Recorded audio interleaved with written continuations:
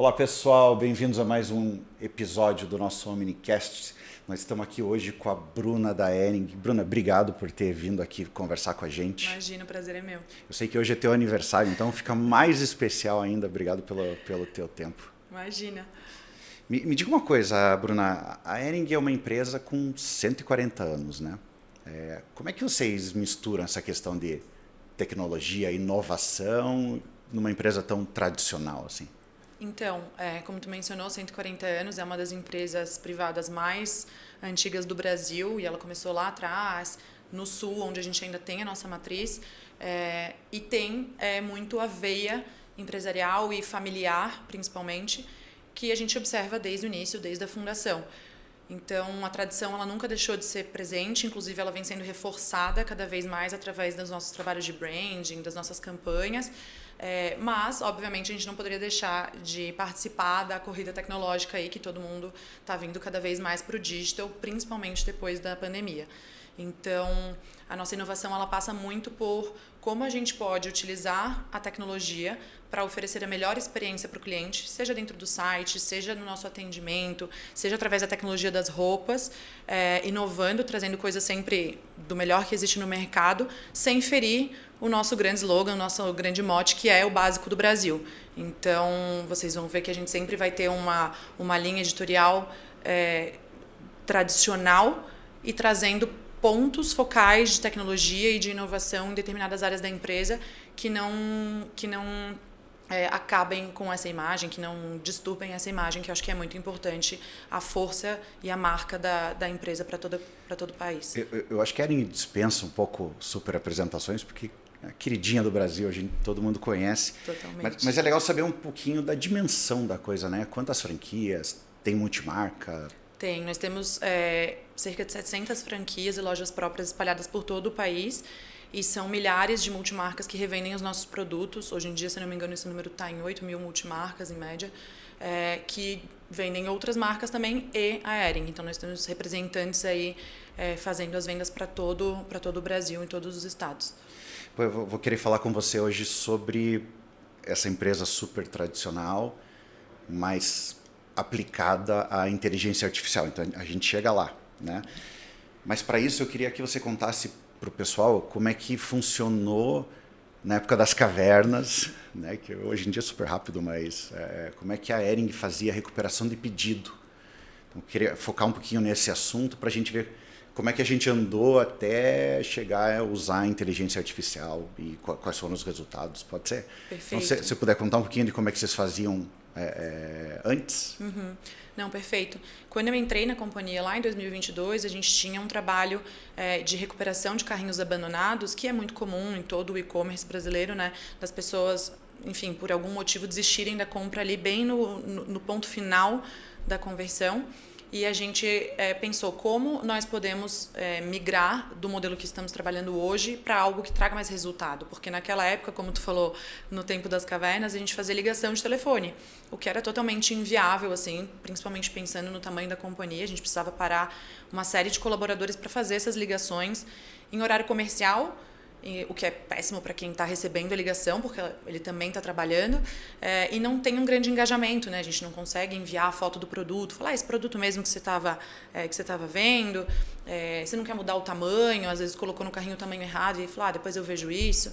Então... E como que você levantava essa lista de para quem ligar, né? Porque não é uma coisa meio automatizada, né? Não, exato. Esse era um problema, era um dos problemas que a gente tinha com as ligações de telefone, porque alguém precisava gerar na mão essa base e aí sim passar para as pessoas que eram responsáveis pelas ligações e, como a gente sabe, ligação é uma por vez, né? Então, cada atendente conseguia ligar para um cliente por vez. Então, a gente passava o dia inteiro fazendo ligações. Às vezes, quem atendia de manhã estava mais disposto, quem atendia mais no final do dia já estava mais cansado. Fora aquela galera que a gente não conseguia contatar no mesmo dia, porque, enfim, deu o nosso horário de atendimento, a pessoa está saindo do trabalho, além de ser inconveniente, a gente não tem mais tempo para ligar para ela. Então, era realmente um caos assim, para conseguir tentar reverter pelo menos uma parte desse resultado. Mas não conseguia ligar para todo mundo na prática, né? Pega uma Black Friday, por exemplo. Exato. A gente praticamente triplicava a nossa lista de a nossa quantidade de pessoas que abandonavam o carrinho e ainda precisavam parar mais pessoas que já eram contratadas para esse período para dar suporte em só uma frente, enquanto a gente gostaria de estar direcionando os esforços dos agentes humanos para realmente o que eles são contratados e têm expertise, né, que é o atendimento ao cliente, não a venda específica. Entendi. E que tipo de resultado dava nessa época? Era um resultado bem inferior ao que a gente observa hoje, como é de se esperar, né? Tanto pela quantidade de pessoas que atendiam, quanto pelo atendimento em si, que não era o melhor dos mundos, porque era totalmente falado, sem imagens, sem envio de carrinho. Então, a gente girava em torno de 2% de taxa de conversão ali. Então, eram pessoas ligando para fazer uma conversão de 2% de carrinho abandonado ali, Exato. Né? E isso era quanto tempo atrás, mais ou menos? Isso foi até 2022. Já era pandemia, as pessoas já estavam digitalizadas, o e-commerce já estava bombando, mas infelizmente a gente ainda não tinha encontrado o caminho correto de fazer essa recuperação. Mas já tinha acontecido aquele fenômeno da gente receber 200 ligações de telemarketing por dia. Meu telefone fica silenciado o dia inteiro. Perfeito. Hoje em dia já existem até ferramentas para você colocar lá o seu telefone e não receber mais ligação de nenhum 0800 ou similar, né? Então, já existia essa aversão do público, no geral, ao spam, digamos assim, de ligações, e mesmo assim a gente ainda estava nesse caminho, mas por necessidade no momento e já pesquisando oportunidades de como substituir e não só ter melhores resultados para a companhia, mas realmente oferecer um atendimento melhor para o nosso cliente, uma experiência melhor e não ter esse atrito com a marca que não existe nas lojas, não existe nos outros canais, então não teria por que a gente ter uma relação atritada para recuperar carrinho. Foi aí que vocês procuraram a Omni, então? Perfeito. A gente entendeu que existiam outros caminhos, existiam outros canais de atendimento que poderiam nos atender melhor e oferecer uma experiência melhor para o cliente, como eu comentei. E aí a Omni se mostrou uma ferramenta completa para o que a gente precisava, então a gente mergulhou ali para entender como é que ela funcionava, que tipo de resultado que ela podia trazer. E acho que foi um pouco disso, assim, de ter efetivamente toda uma plataforma completa e estar conectada ao WhatsApp, que foi o caminho que a gente encontrou que teria mais sentido com o nosso posicionamento. Bom, na prática, o que mudou foi, em vez de gerar uma lista 2, 3 vezes por dia para o pessoal ficar ligando, disparar um WhatsApp automático X minutos depois que a pessoa...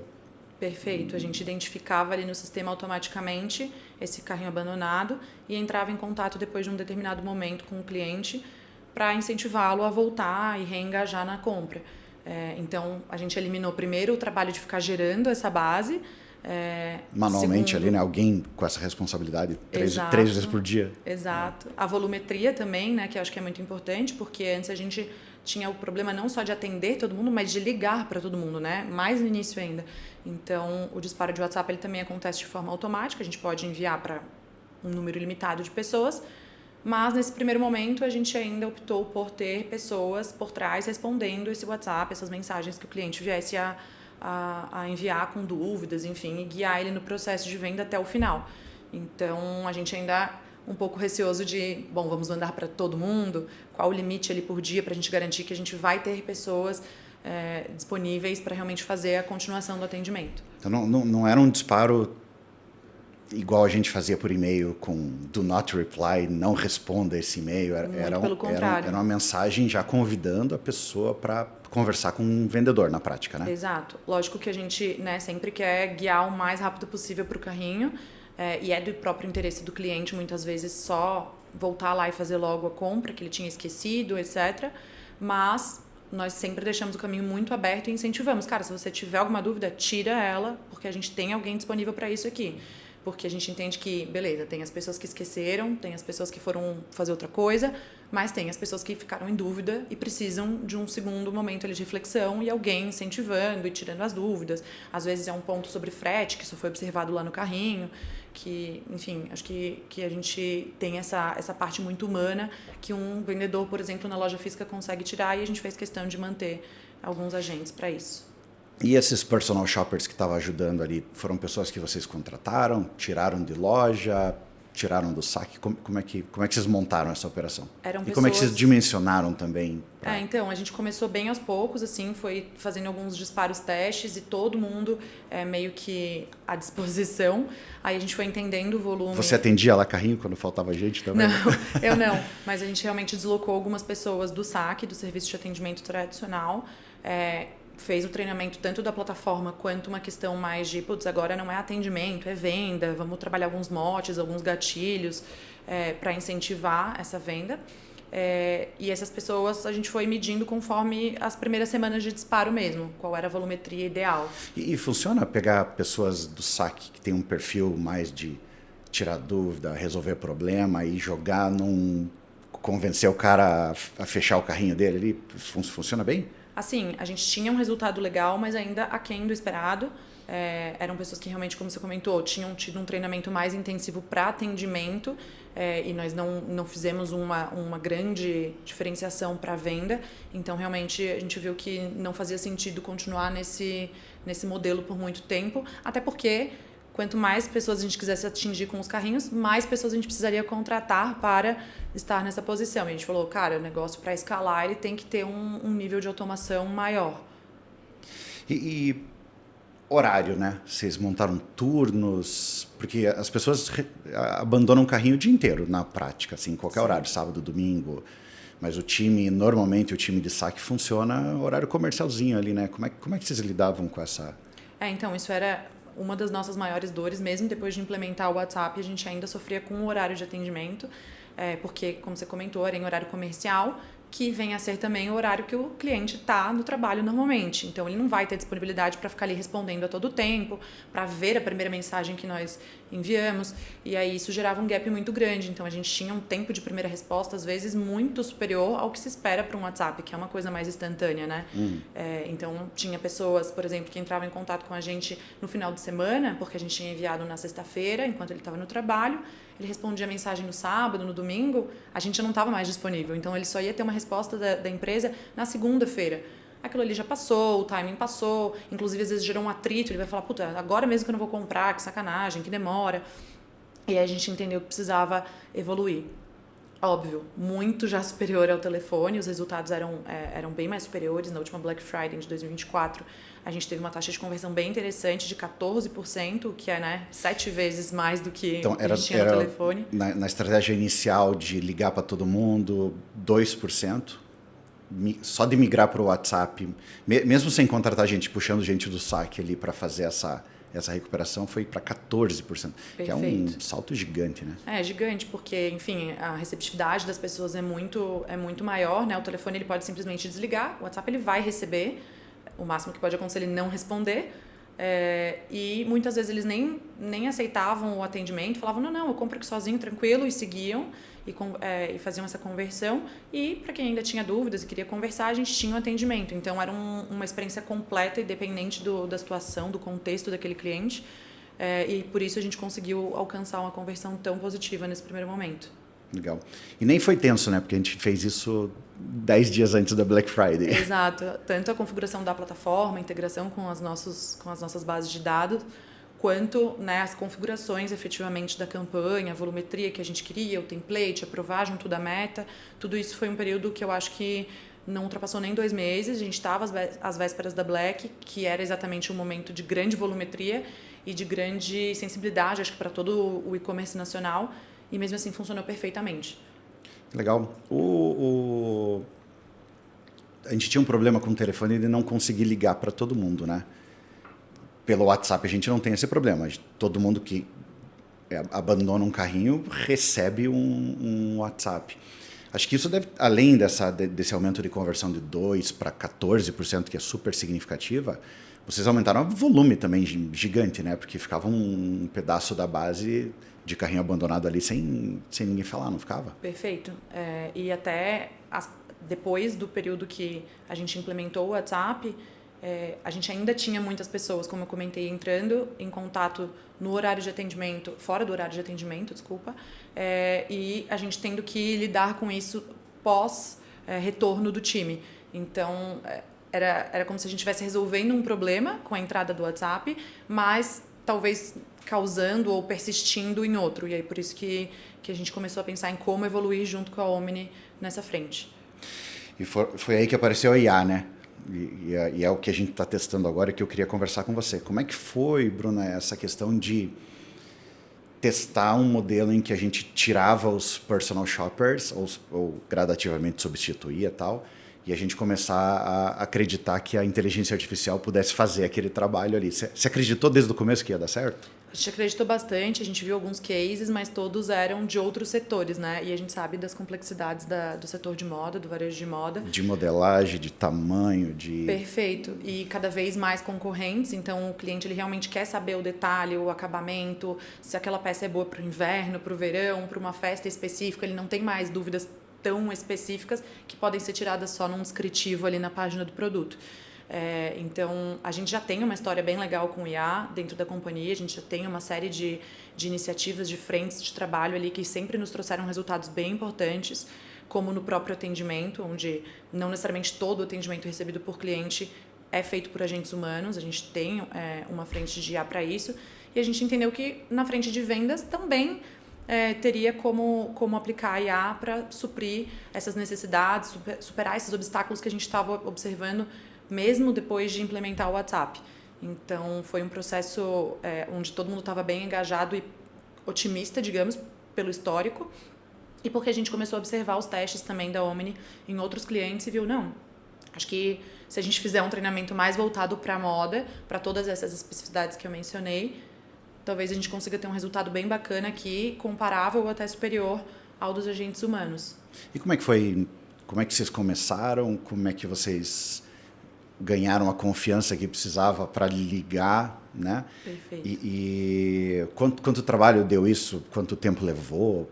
Acho que essa é uma pergunta que o pessoal sempre me diz assim, cara, como que eu treino? Quanto tempo leva para ficar bom, né? Sim, eu Ela acho pira que muito no começo, alucina demais, corre muito risco. Eu acho que a galera tem uma impressão errônea de que a IA é algo muito complexo e de que a gente só pode liberar para o público quando tiver algo muito robusto e que atenda todos os cenários, todas as dúvidas possíveis, mas isso como se o vendedor nunca errasse, né? Perfeito, exato. E muitas vezes um vendedor na loja física, você vai tentar tirar uma dúvida e vai falar, não sei te responder isso agora, vou perguntar para a gerente, ou, putz, vou ficar te devendo essa informação, realmente eu não tenho ela no meu treinamento. Então, eu acho que a gente nunca vai estar 100% pronto, a gente nunca vai ter mapeado 100% dos cenários, cabe a cada um saber qual dose de risco quer tomar. Óbvio, tem um mínimo, né, de treinamento, um mínimo de testes, principalmente, mas em algum momento isso tem que ser iniciado. E, pelo menos no nosso caso, o treinamento não foi extremamente complexo, muito menos demorado.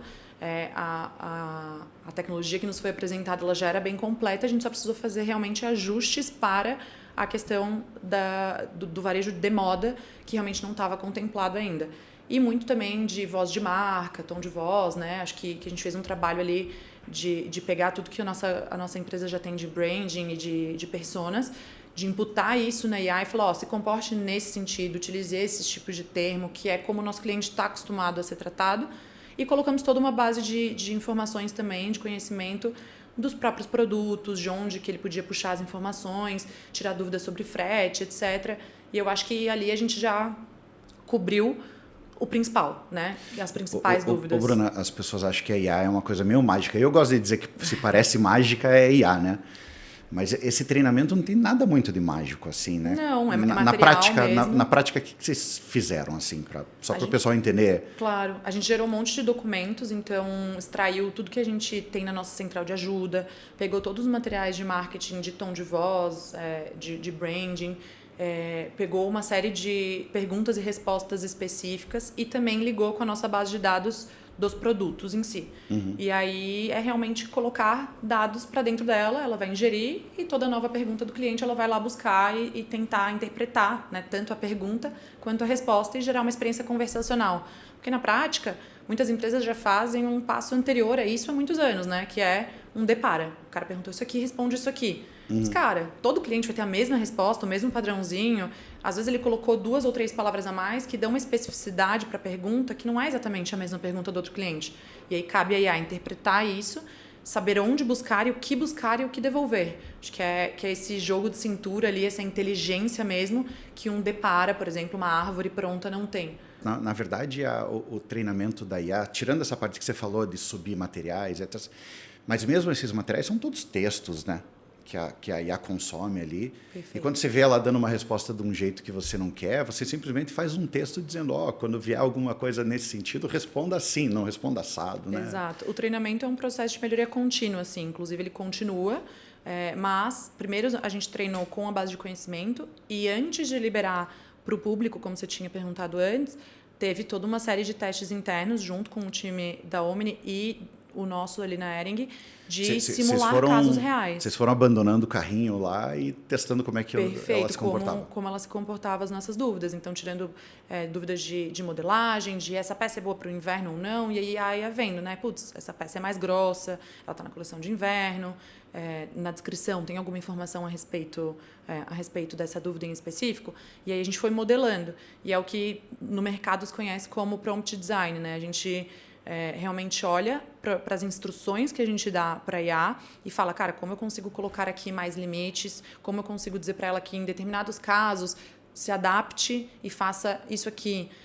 Então, é um processo contínuo de treinamento. Igual um colaborador que você contrata, ele já tem uma experiência de mercado, você treina ele quando ele entra na sua empresa para ter mais a ver ali com as suas ferramentas e com o teu produto, mas de vez em quando você dá novos treinamentos para ele adquirir novas habilidades ou enfim, renovar os conhecimentos dele, né? É a mesma coisa com a IA, ela é um funcionário seu. Ela não substitui, né? Ela não substitui toda a parte de inteligência que a gente desenvolve antes e a gente dá para ela as ferramentas e ela se comporta ali como a gente orientar.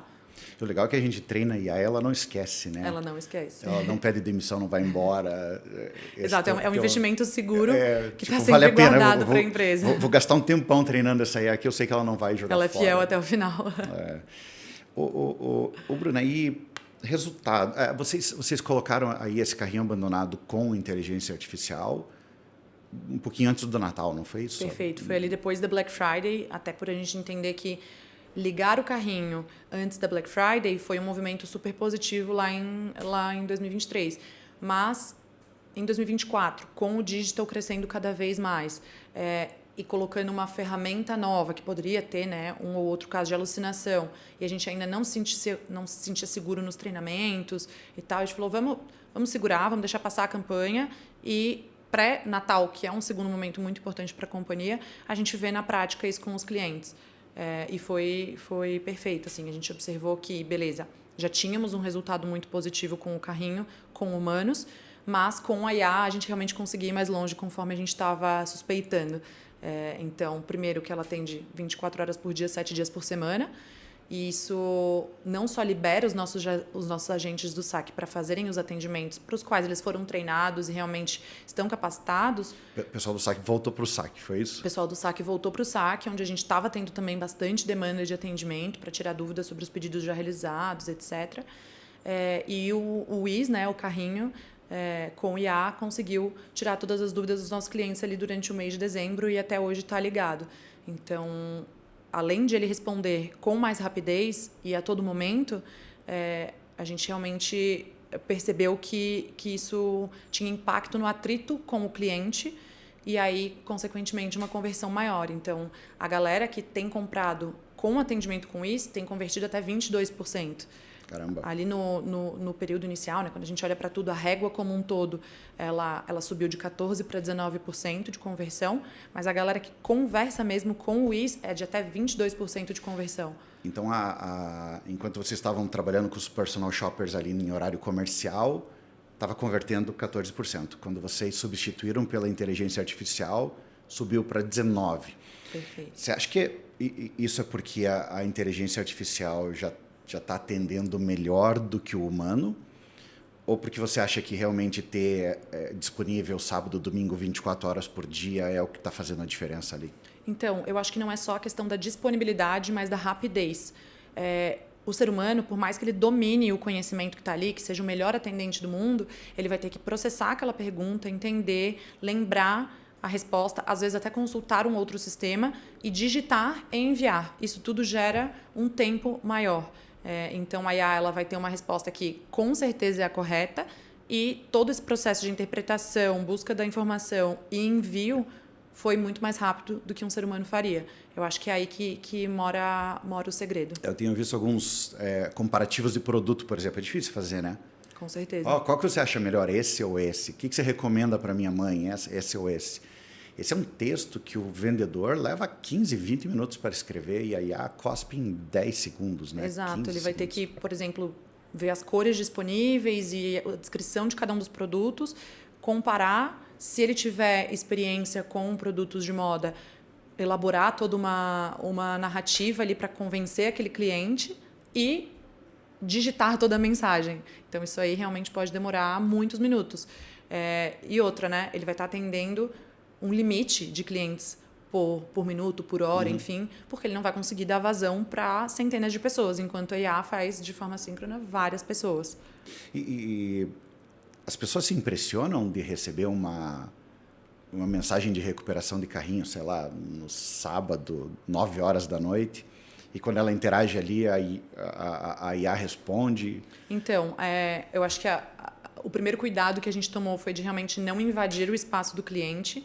Então, hoje em dia, a gente brinca, né, que o telefone celular da pessoa, o número, né, que vai levar para o WhatsApp, é das informações mais preciosas que você pode ter dela, além do endereço, eu acho, porque com o CPF você não faz muita coisa, a não ser que você tenha acesso a ferramentas mais específicas. Agora, com o WhatsApp, você pode bombardear ela de informações, positivas ou não, que geram atrito ou não. Então, a gente se preocupou em não vamos ficar mandando conteúdo irrelevante, vamos ajudar só no que realmente faz sentido e fazer isso em horários realmente que não sejam incômodos. Vocês escolheram os horários para disparar a recuperação de carrinho. Perfeito, para não ser incômodo, não ser durante a madrugada. Mas ele abandonou o carrinho durante a madrugada e aí depois de meia hora eu mandei. Mas quem disse que ele ainda está acordado? E quem disse que ele queria aquela resposta naquele horário? Então, a gente toma o cuidado de também não invadir o espaço dele, por saber que a gente tem um dado muito importante, muito valioso nas mãos. Mas existe bastante surpresa, sim, dos clientes. Inclusive, a gente vê isso muito nas avaliações. A galera é super contente, super satisfeita com o atendimento. E um dos pontos principais citados cara, vocês me responderam rápido e vocês estavam disponíveis logo que eu precisei, assim. Então, é algo bem positivo essa presença. Então, vocês não sentiram queda de qualidade da experiência do consumidor substituindo o humano por IA? Não, com certeza não. Legal, esse é um super desafio, né? Como é que a gente substitui essas coisas sem derrubar a experiência? Parece que pela conversão, pelo CSAT, parece que melhorou, né? Para o consumidor ficou melhor no final. Para o consumidor ficou muito mais completa a experiência, né? Principalmente por essa questão da disponibilidade. E aí, tendo mais conversão, a gente conseguiu ter um retorno muito mais efetivo para a empresa, que eu acho que é uma dúvida também da galera. Putz, eu vou investir mas o que isso vai me trazer? Será que não é muito promessa? É tão caro? Cara, depende onde você vai investir, depende do tamanho da complexidade que você vai querer começar. Realmente, se você quiser construir um servidor gigantesco, infraestrutura e fazer dentro de casa, talvez seja muito mais penoso para a empresa, principalmente as menores empresas, né? Mas a Hering conseguiu se posicionar muito bem com uma régua de final de funil, que a gente chama, né? Que é um cliente que já está extremamente disposto a comprar e manter o mesmo nível de atendimento. Já te falou o que queria, porque ele colocou no carrinho? Quer dizer, você tem toda a dica do mundo ali, né? Perfeito. Eu não tô mandando uma mensagem no meio do sábado falando, cara, eu acho que você vai gostar disso aqui. Por quê? Vocês tiveram essas taxas aqui de 19% de conversão, que eu acho que é sensacional. Acho que escala infinita, porque a IA consegue responder. Mas para conseguir essas taxas de conversão, vocês estão usando algum incentivo, tipo cupom, desconto? Essa foi uma dúvida que a gente teve no início, na hora de implementar. A gente discutiu bastante se faria sentido ou não, porque existe uma tradição, né, no mercado de e-commerce de fazer esse incentivo, só que as pessoas começaram a pegar a manha. Então, não, espera, né? Espera para...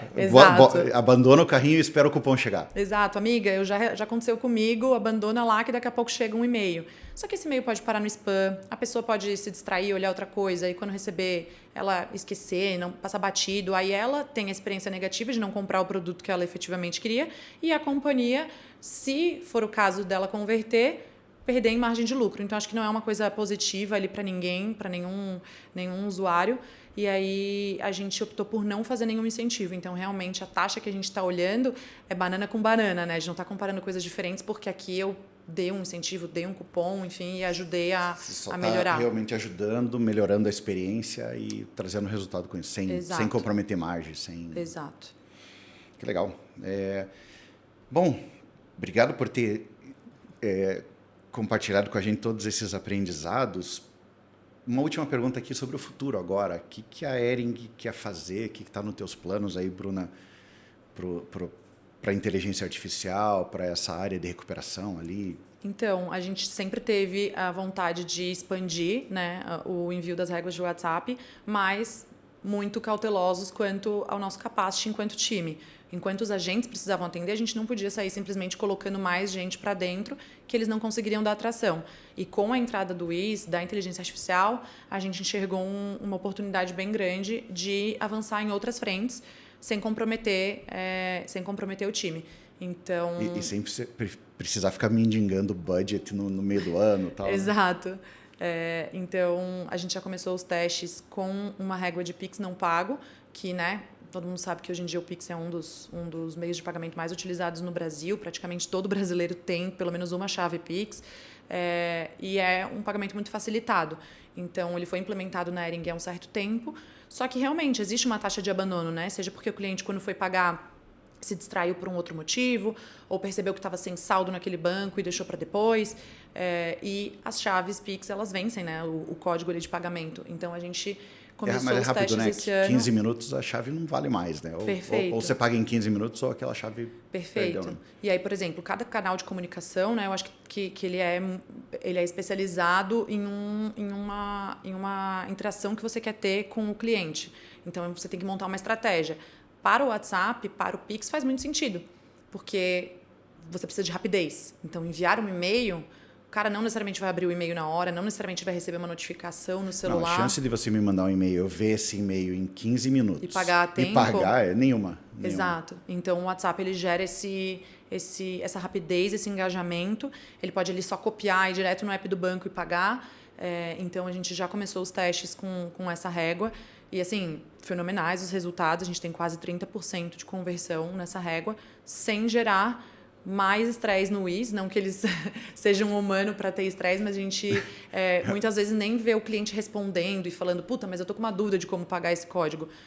Ele simplesmente copia e cola. Normalmente é uma questão mais de lembrar, de ter se distraído, ou questão de saldo. Uma ajuda, né? Agora, o legal dessa recuperação por Pix é que nem é uma marketing message que é mais cara, né? É uma mensagem de utility da Meta lá que custa 6 centavos. Exato, né? Ela é muito transacional, né? Custo de SMS na prática, né? Exato, perfeito, com um resultado muito mais positivo.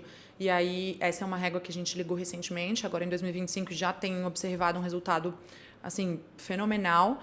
E tem outras que a gente está explorando a integração, porque já fazemos o envio ou não fazemos ainda porque não temos a tecnologia. E a gente entendeu que agora, com a IA, se a gente só plugar mais um pouco de treinamento para novas situações, a gente pode fazer novos contatos. Então, existe o Pix não pago, mas existe também aquela compra que ele tentou fazer e o cartão foi rejeitado. A gente pode tentar reengajar ele nesse espírito. A gente pode fazer outras regras transacionais, de avisar ele quando o pedido foi faturado, por exemplo, para ele não entrar em contato com a gente depois, falando, fiz uma compra aqui, mas não tem confirmação de nada, não recebi nada.